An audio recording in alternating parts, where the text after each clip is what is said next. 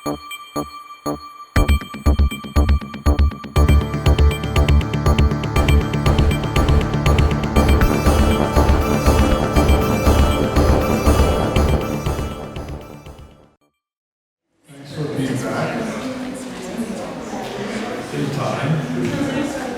so we continue with the second presentation plan for tonight, as part of the public program of Summer School 2018.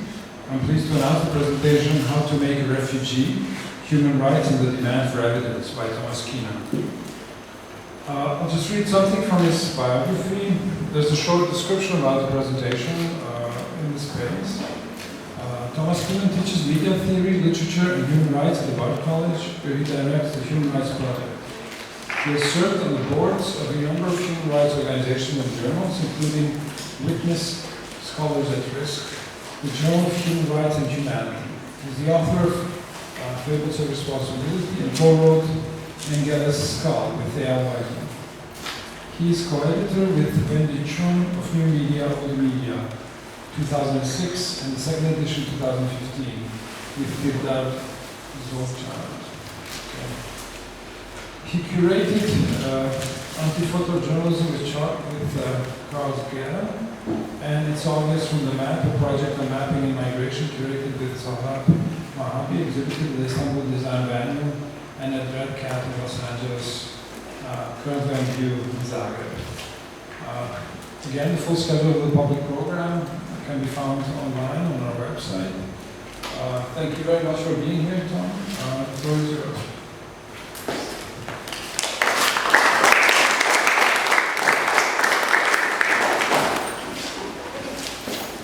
Thank you all for coming, for staying for the second half of the double header.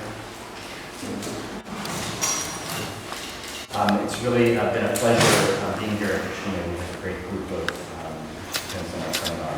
It's been a lot of fun. So, you probably recognize the title of my talk because I stole it from a short film made by Phil Collins, who made it Pretty Lecture in Your Neighborhood. Here. Can you all hear me? Is this functioning? Maybe a little bit louder. Sorry. Okay. Is it on? That's the answer. Okay. So my title is appropriated from that of a short film made by the British artist Phil Collins in May of 1999. He was filming in the refugee camps on the Macedonia-Kosovo border that were temporarily home to many of the hundreds of thousands of Kosovars deported by Serbian troops and police before and during the NATO air campaign. Collins took his camera into those camps and accompanied journalists and human rights investigators who were speaking with refugees. How to Make a Refugee is an unusual 12-minute portrayal of one such encounter. Everybody has seen this film. It's probably completely pointless for me to show you it or talk about it, but I'm going to do it anyway because I'm really interested in your interpretation of the particular moment and whether you know anything else about it that's not revealed in the video. So I'm going to maybe we can do a little real-time research here. So packed into a small room with a crowd of journalists and two families from Kosovo, Collins' camera documents the visual and narrative practices by which the figure of the refugee is constructed. Reporters interview, through a translator, a 15-year-old boy who tells the story. Actually, can we turn the projector on? Great. That's the boy. Who tells the story of his family's flight from Kosovo and the violent eruptions of that journey by the Serbian police and the Macedonian border guards. He has been injured, and he takes off his shirt to reveal the stitches closing what seems to be a bullet wound in his stomach, and lifts up his leg to show that it's been broken and is in a cast. All this, all the while, flash bulbs are popping, people are moving around, light meters are being shoved in front of his face, his baseball cap is taken off and put back on. And Collins' camera, participating in the production without fully being part of it, shows us not only his story and his injuries, but also their presentation and documentation. It's a document of the document. The second half of the film shows us the somewhat odd wrangling by one of the photographers of the boy's family and the other family with whom they're living onto a not large enough couch for a group portrait. Once positioned, everyone smiles as their picture is taken. The news teams pack up and leave, and the film ends. Now I'm going to show you a short part of it, the opening part for about 3 or 4 minutes.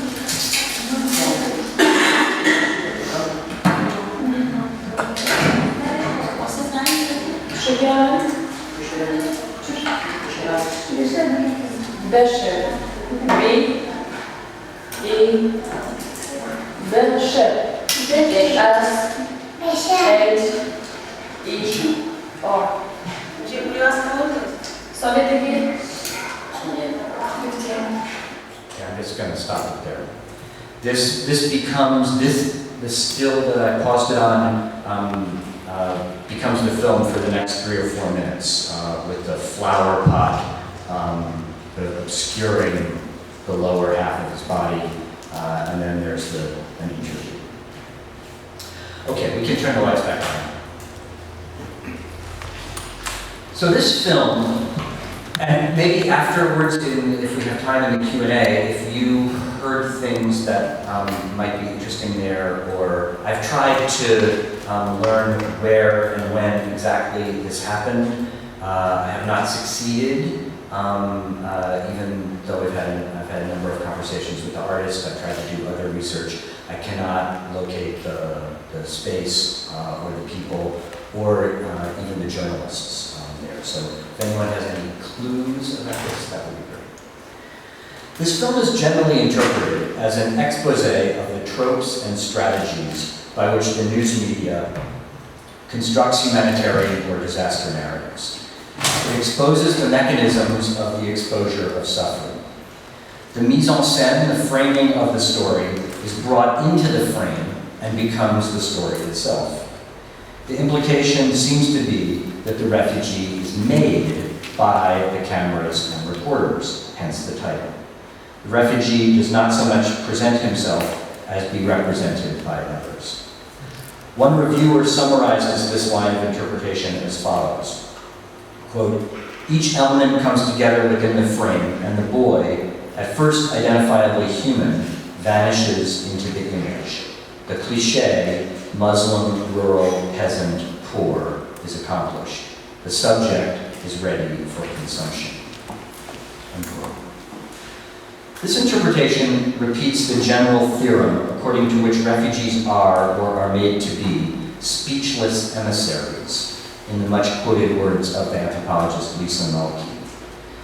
I see something else going on here. I see a claim being made, and the making visible of the apparatus that constructs and transmits that claim. The refugee, 15-year-old Bashir Hali, speaks and tells a story, presents himself, not under conditions of his own choosing. Are there ever, though, conditions entirely of one's own choosing? But under the conditions that are necessary for his speech to be heard and the marks on his body to be seen. I see evidence being presented, an admission that evidence does not speak for itself, but needs transmitters, ventriloquists, translators, staging. I see a collaboration, asymmetrical to be sure, a non-ideal, but nevertheless a speech situation. In an interview, Collins later recalled his time in those camps, where he also took many video portraits of children and families outside. They're embedded. He made a film in which he asks a number of people in Kosovo to speak to him in Serbo-Croatian, in Serbian.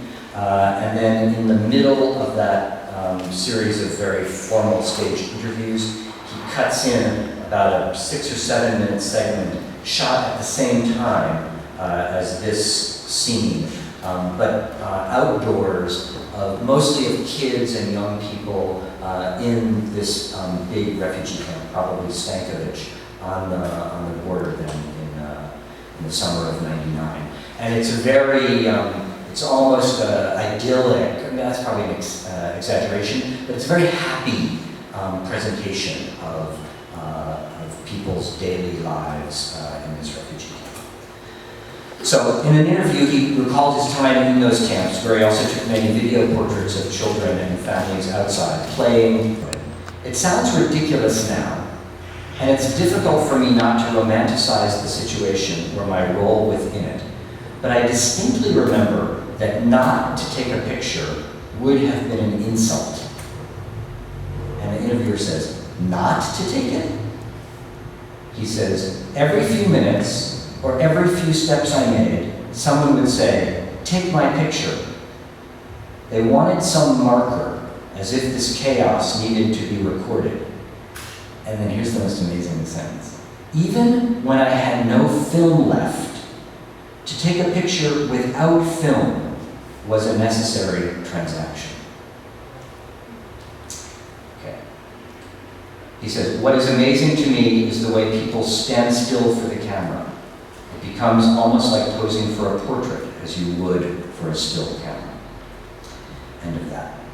So here's my question in an initial form. Why do people in refugee camps stand still for other people with cameras?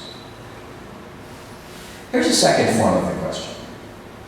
Why is it that so often, in such varied places, in so many languages, over so many years, people find themselves in situations where they need to say what would otherwise seem to be the most obvious, most superfluous, most taken for granted thing imaginable, namely that they are human beings? In 1787, this statement took an extended and interrogative form in what became the leading emblem of the British campaign to end the slave trade, the medallion produced in the workshop of Josiah Wedgwood, showing a kneeling African figure in chains, looking upward, hands clasped, and gesturing towards some undepicted other. The caption of the medallion transcribes the gesture as a question. Am I not a man and a brother? Is this question rhetorical, which is to say, doesn't really need to be asked because its answer is self-evident? Is it simply a more persuasive way of stating the obvious? Or does the utterance pose a real question, a question that needs nothing more urgently than an answer, and someone else to answer? This question would then imply not self-evidence, but exclusion, hierarchy, supremacy, ownership, and exploitation. It would be saying, I have not been treated as a man and a brother, and I demand a change. I ask, and perhaps might do more than just ask, but the recognition can only come from you. I claim kinship, brotherhood, with you, and seek recognition as precisely that sort of thing that I have heretofore been treated as not being a human being. From a clearly inferior position, the figure requests equality, equal treatment. More than a century later, the sanitation workers of Memphis, Tennessee, on strike from February through April of 1968, and famously supported by the Reverend Martin Luther King, he was in Memphis for that strike when he was assassinated. The sanitation workers marched in the streets wearing signs bearing the most condensed form of this claim, I am a man. So I'm sure you've seen those pictures of the march, and they're wearing placards on their chests, which simply say that, I am a man. Addressing the strikers, the local leader of the movement had said, quote, at the heart of racism is the idea that a man is not a man, that a person is not a person. You are human beings, you are men, unquote. The signs claimed this, the marchers demonstrated it, but precisely not as something that could be taken for granted. It only makes sense against the background of a practice, a legal and political and social system, by which a man is not a man. Wedgwood's medallion was cast long ago, and we are marking just recently a half-century's distance from the Memphis strike. The Atlantic slave trade ended. Slavery in the British colonies was legally abolished. Black Americans successfully campaigned for political equality, more or less, we should say honestly. But these perplexing sentences, questions and statements, keep coming. Now, probably no one in Europe needs to be reminded of this, but for the rest of us, let me recall what we were reading and watching in the fall of 2015. Here are the first paragraphs of a Reuters story from September 1, 2015, dateline Budapest. Hundreds of angry migrants demonstrated outside Budapest's Eastern Railway terminus on Tuesday, demanding they be allowed to travel on to Germany, as the biggest ever influx of migrants into the European Union left its asylum policies in tatters. Around 1,000 people waved tickets, clapping, booing, and shouting, Germany, Germany, outside the station. Later they sat down, staring at a police blockade erected at the entrance. Please, we are human too, said a sign in German, held up by a young boy in a smaller group which protested into the evening. End of the Reuters quote. German news reports likewise refer to signs that read simply, Wir sind auch Menschen. 3 days later, there were still people stuck in that train station, and the mood was a little different. The trains to Germany and the informal 200 euro taxis to the border were much less plentiful, and the Hungarian authorities were beginning to redirect asylum seekers to camps within Hungary.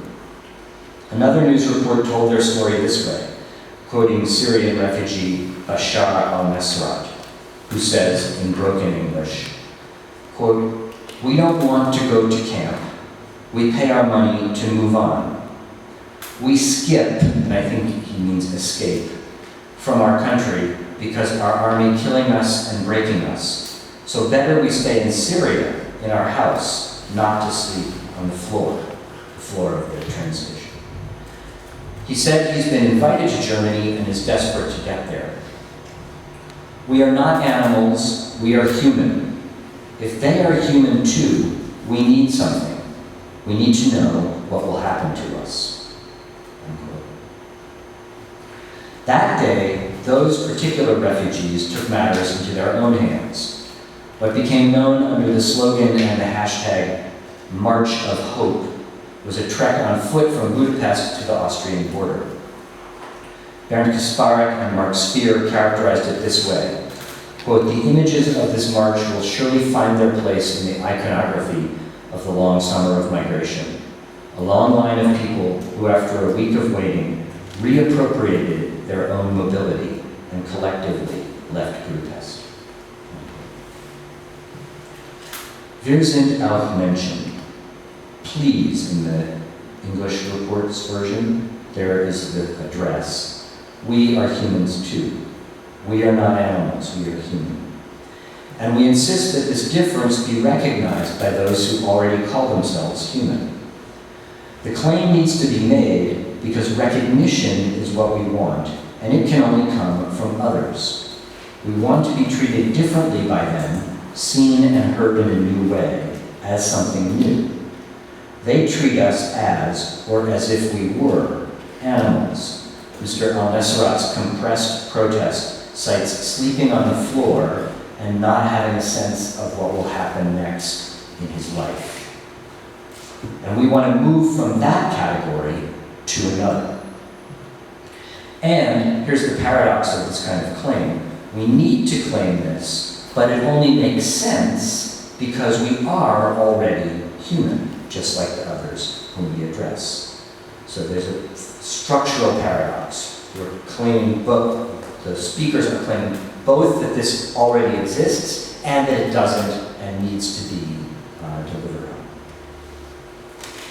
Humanity then is not a baseline or a ground. It's a claim and an accomplishment when it's accepted, but a contingent one. These most obvious statements apparently still need to be uttered, and they need to be demonstrated, put into action, performed, and materialized. Hence the march in Memphis and Budapest, the enactment, or the, in Kasparek's phrase, reappropriation of the capacity to flee and to move, the claim to space and to voice. The claim to be human and the march to the border need to be thought of together.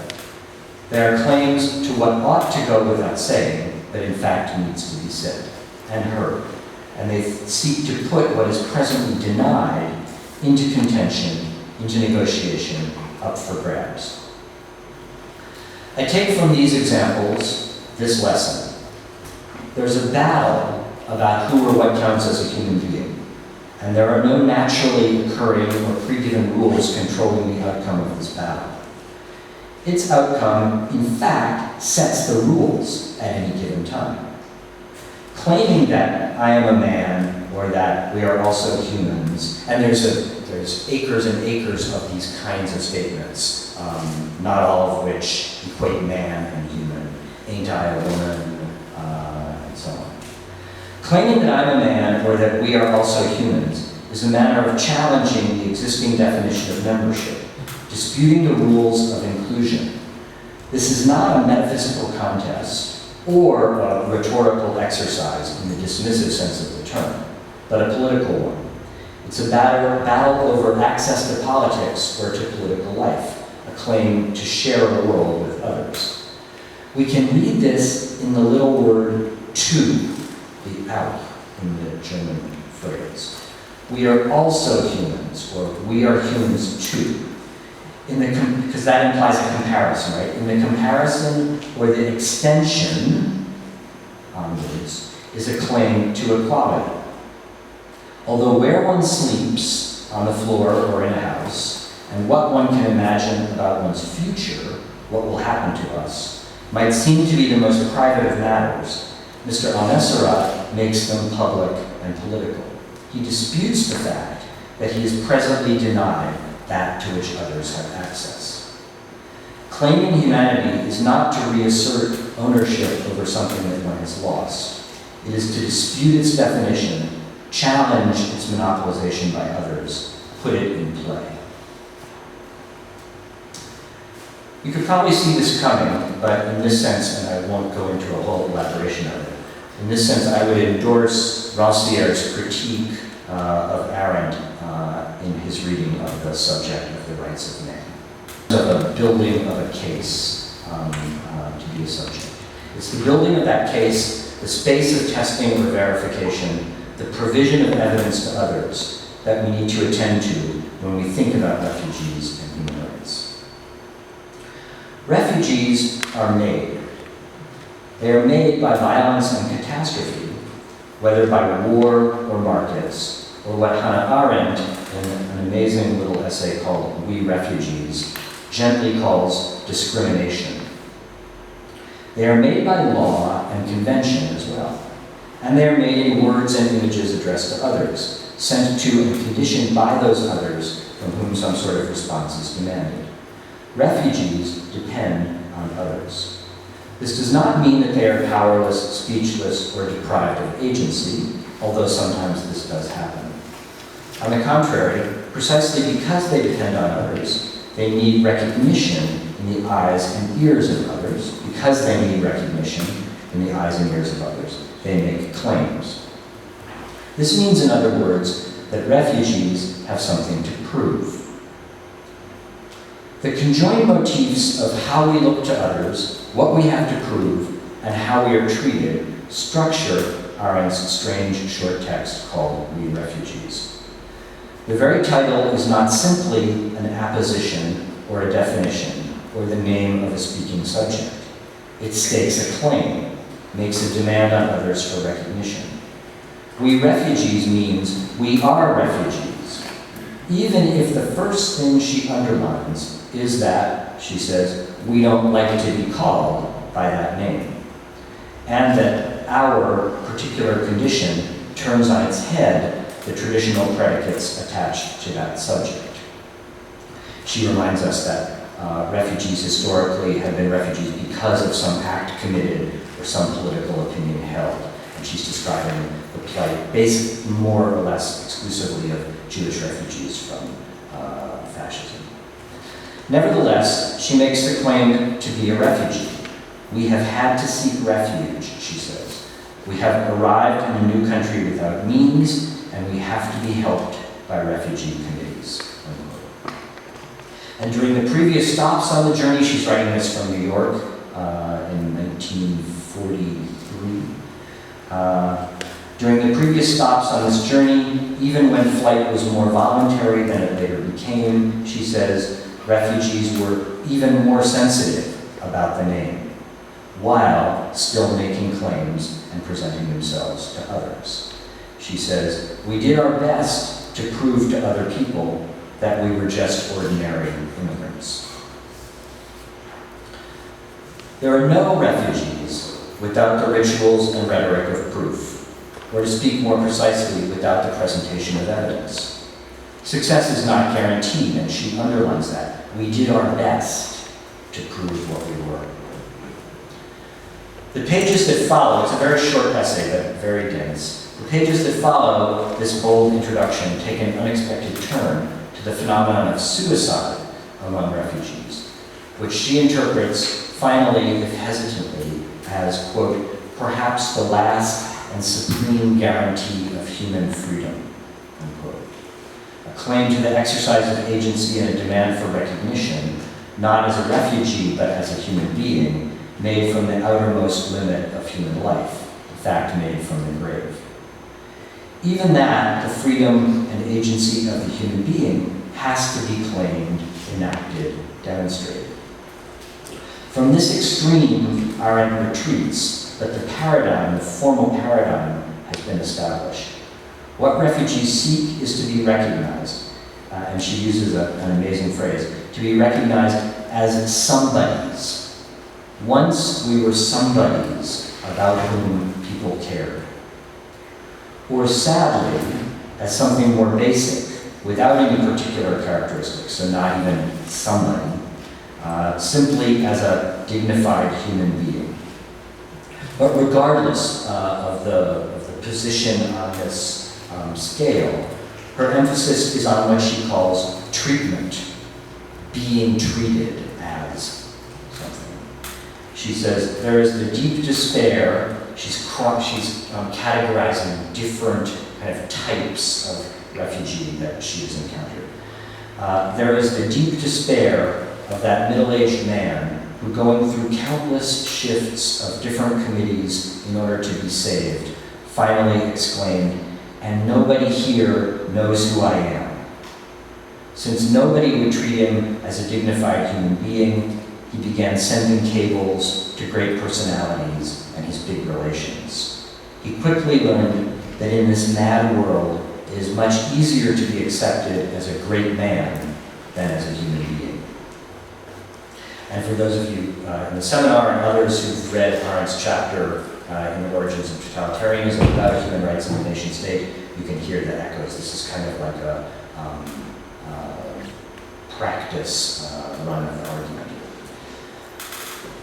The quest for recognition, the project of being treated as a human being, leads her fellow refugees, says Arendt, down all sorts of equally strange paths, which she nicknames variously: putting up a front, playing roles, pretending to be something else. She says, very few individuals have the strength to conserve their own integrity when their social, legal, and political status is completely confused.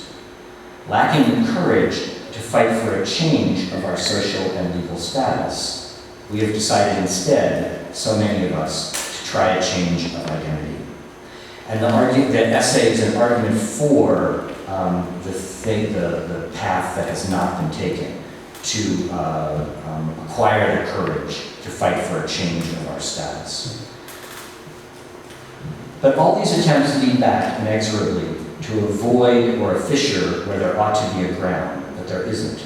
There is only the purely contingent, treatment-based, social, which is to say constructed, character of the human status. As she later emphasized in the chapter on human rights and the origins of totalitarianism, there's nothing to be taken for granted and lots to lose when you do about the sheer fact of being human. Even that fact is a social one, constructed, dependent on others. It is entirely possible, she writes in that chapter, that the loss of home and political status can be identical with being expelled from humanity altogether. In We Refugees, this leads to the remarkable warning against imagining that being human as such is a defense against anything. I'm going to read you a slightly long passage, but it's kind of amazing. If we should start telling the truth that we are nothing but Jews, it would mean that we expose ourselves to the fate of human beings who, unprotected by any specific law or political convention, are nothing but human beings. I can hardly imagine an attitude more dangerous, since we actually live in a world in which human beings, as such, have ceased to exist for quite a while. Since society has discovered discrimination as the great social weapon by which one may kill men without any bloodshed. Since passports or birth certificates, and sometimes even income tax receipts, are no longer formal papers, but matters of social distinction. Unquote. A world in which human beings as such have ceased to exist for quite a while, thanks to the discrimination that kills without leaving any marks.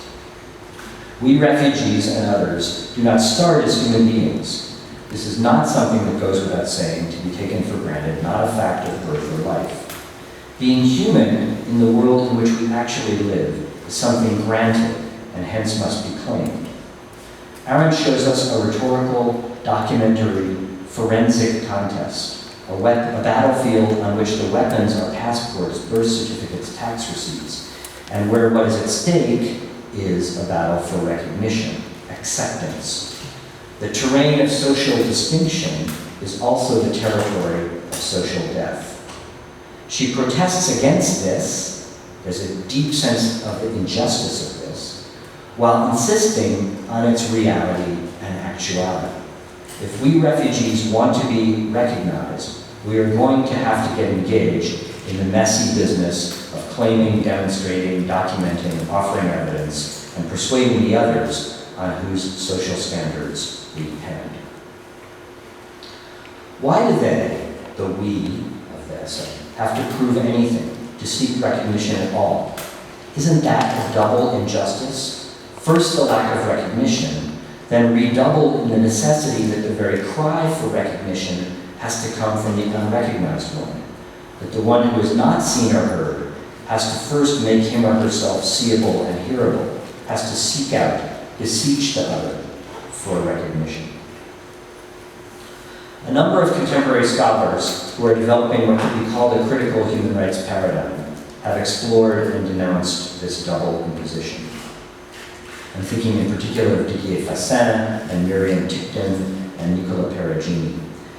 In Fassin's powerful critical account of the logic of contemporary humanitarianism called Humanitarian Reason, he indignantly calls our attention to what he argues is a new fact of life in the helping professions. He says, in the past, aid was given unconditionally, whereas now applicants are required to expose their suffering. I think that's the scene that we saw at the beginning. This mandate that suffering be exposed, that claims be made, first through narrative and later through the testimony of the body, and you saw both of them in that clip, draws Fassin's critical attention. In a rich ethnography of French domestic humanitarianism, a lot of which has to do with asylum seekers and applicants for refugee status in France, he charts what he says are the demands for evidence, whether narrative or physical, that the authorities require of their supplicants. This is a little exemplary passage from his argument. Whether they are asylum seekers or foreigners seeking residence, poor people visiting clinics in disadvantaged neighborhoods or attending local job seeker centers, applicants for assistance from regional bodies or from humanitarian organizations, individuals applying to over-indebtedness committees or rent arrears support committees. So it's a huge list of the excluded. In other words, anyone for whom recognition of a right is never separated from a reminder of the debt to society that they are thus contracting. They are expected to produce the same narrative tropes and forms of argument to justify their request, and the same procedures ultimately be granted the precious commodities of residence permits, medical or social services, financial assistance and debt rescheduling. In return for the gift of fragments of their life, they receive the counter gift of a means of survival. So you can hear from the tone that he considers that a grave injustice. And sometimes even a story is not enough. As his journey through the landscape of the French asylum and refugee bureaucracy unfolds, he discovers the spaces where testimony or a doctor's certificate concerning testimony no longer suffices as a proof of harm and hence of status. More and more often, the testimony of the body, its wounds or illnesses, is a more effective utterance than that of the voice or the narrative. This form of exposing suffering is physical. It's the self-presentation of a wounded or injured or diseased body. Hopefully, if one can say that, sufficiently ill or injured so as to trigger the so-called humanitarian exception in French asylum law. Under these conditions, he continues, the asylum seekers' accounts, their verbal narratives, long the only evidence testifying to their story and justifying their request, were no longer sufficient to confirm the truth of the alleged persecution. The body, which could have retained a trace of it, comes to be seen as providing tangible proofs. Okay, so you can see there's like an escalating rhetorical scale of the efficient kind of evidence that needs to be presented. Fassin wishes that this didn't have to happen. He's deeply concerned by what he sees as the displacement of a vocabulary of domination by one of misfortune, of injustice by one of suffering, of violence by one of trauma. What ought to be unconditional now requires proof. What should be provided as a matter of right now is only offered in exchange for evidence. I'm not convinced by the story of the golden age in which rights could simply be exercised on demand. And sometimes neither is he. In one powerful passage, he seems to take the protest back, in fact to reverse it and to discover in the ritual of testimony and the exposure of one's suffering to another both a basic ethics and even a politics of recognition, of verification, of what we could call a counterforensics. For the medical doctors to whom the physical and narrative evidence of persecution was presented, Stacion says, and this is another longish quote, I'm sorry, drawing up certificates attesting to the claims meant recognizing that the persons concerned had indeed suffered the violence they claimed to have endured. Not only were they listened to, they knew they had been heard by the production of the document. While those who have faced the extremes of horror have a painful experience of the unspeakable, they are also often confronted with an experience of the inaudible, which is no less harrowing. No one hears their account. Today, the dominant ethos of the authorities with regard to asylum is suspicion.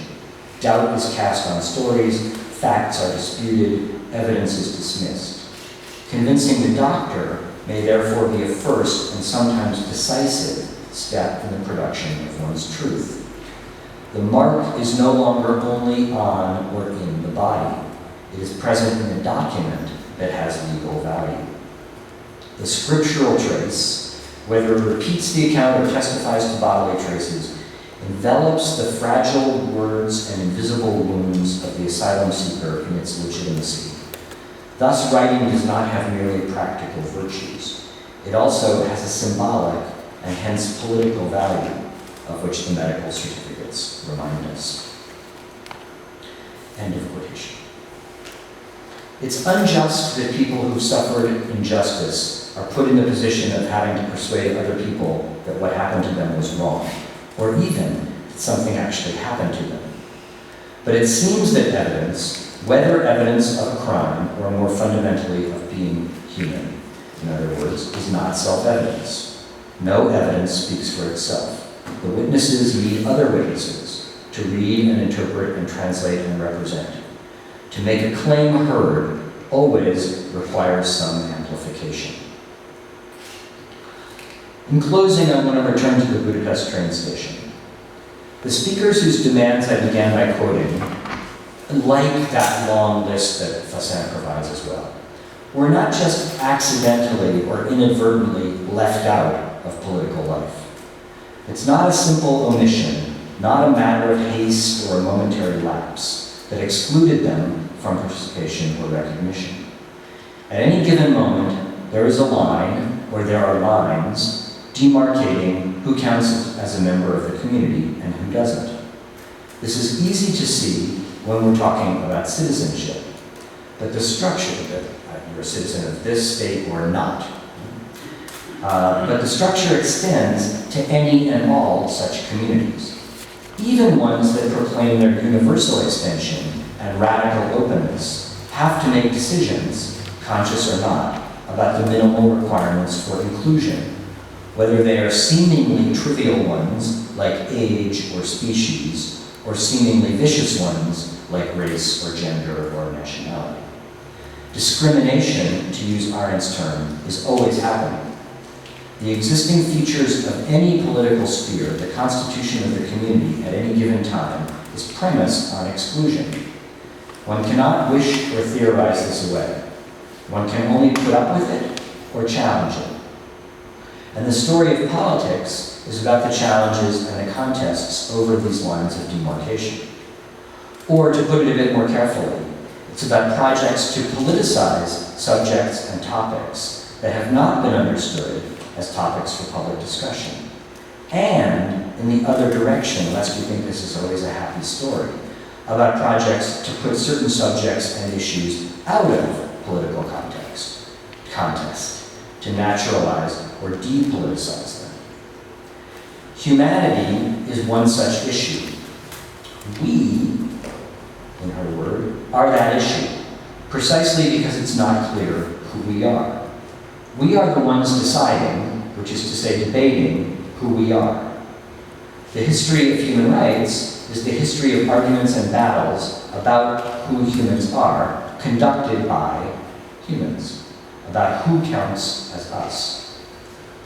Many years ago, Claude Lefort, the French political theorist, put this very elegantly in an economical and profound critique of the erroneous attribution of a theory of natural rights to the American and French revolutions. This naturalization masks, he says, the extraordinary event constituted by a declaration that was an auto-declaration, that is, a declaration by which human beings, speaking through their representatives, revealed themselves to be both subjects and objects of the utterance in which, all at once, they named the human in one another. The refugees in Budapest, speaking and marching, were repeating and enacting this declaration. Time will tell about how well they did it, about whether they managed to make themselves heard. We are humans too, far from being obvious, is both a challenge and a challenge to hear. How do those who have no standing, whom we do not recognize as one of us, who do not count and do not even appear before us as fellow subjects, how do they make themselves heard and attended to?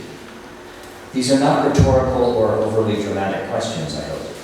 Think of how long it took for slaves to be registered or recognized as human beings, a struggle that has still not been definitively accomplished, or for torture to be abolished, also not exactly a done deal. And for good reason, as it were. If membership in the community is premised on the exclusion of others from it, then the identity and self-understanding of those who do count depends precisely on not being those who don't. So when the excluded say, "Count us, we are humans too, like you," they are not simply asking to make the space of the community bigger, to add some extra chairs to the table, as it were. They are asking for a new space, a new table, and a new definition of who it is that sits at it. When they are recognized, heard, admitted, the definition of who we all are undergoes a shift. It's no wonder that these matters are so strongly contested, and the people have to keep contesting them. Thank you.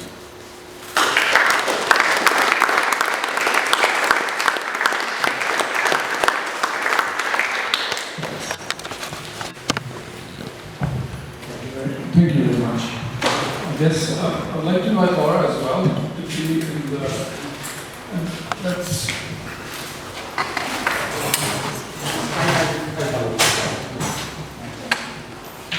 Okay, let's. I'm opening for questions if you have for both presentations.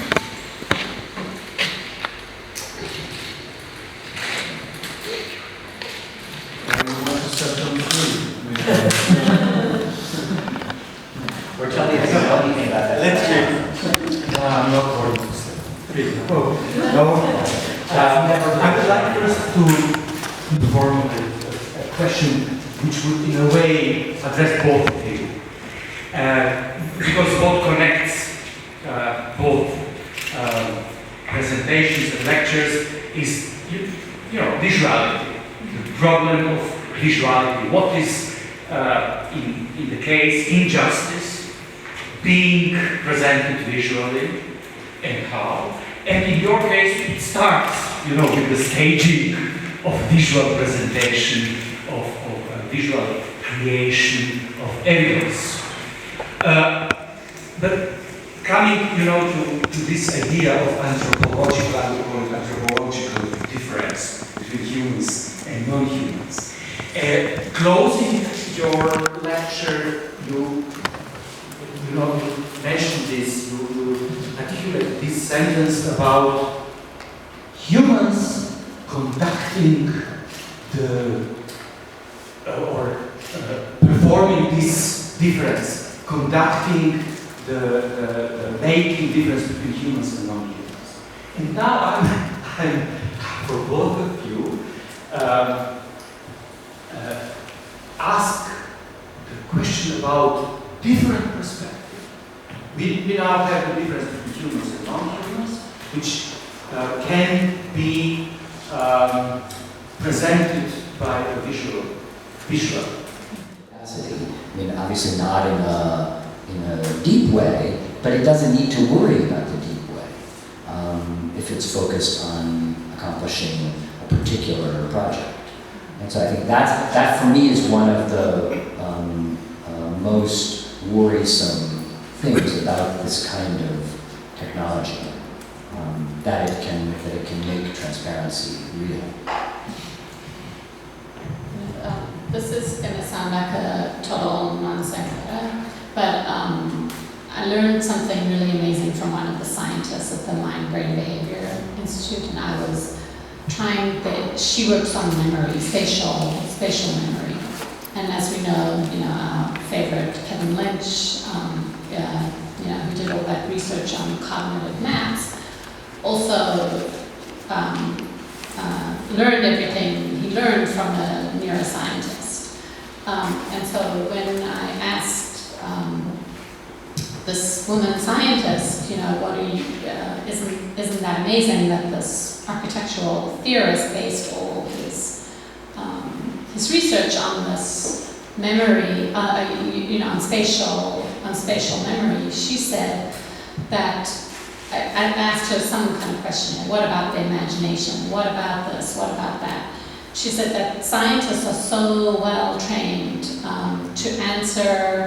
to ask questions that they can answer, that they would never ask a question about the imagination, right? So all these algorithms are actually based on neuroscience. They're actually neuroscience algorithms where you're trying to train, right? You're trying to train an algorithm to learn something, and that the brain is such a messy object that they still don't understand how it works. So I think we've got so much further to go in this whole question of how you teach algorithms to learn what they're supposed to learn, that I'm, in fact, you could say that I'm optimistic in that sense, because if scientists still don't understand how our brains work, it's actually the forefront of all of the ways that these algorithms are written,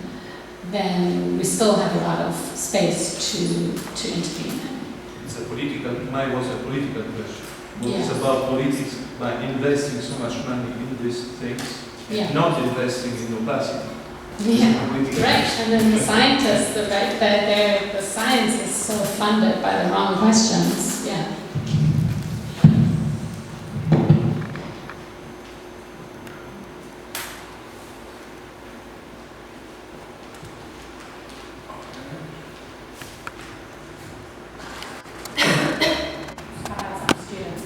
Yeah, this is what I was thinking. Anything that was confusing? Any points of clarification? Or anything? With no pressure. No. Okay. Discussion. Okay. Just to remind you that both Laura and Thomas will be with us for a few more days, so use all the opportunity to catch up with them and to use their presence here. This is very important for us, and not only with Thomas and Laura, but everyone else. Okay, thank you very much.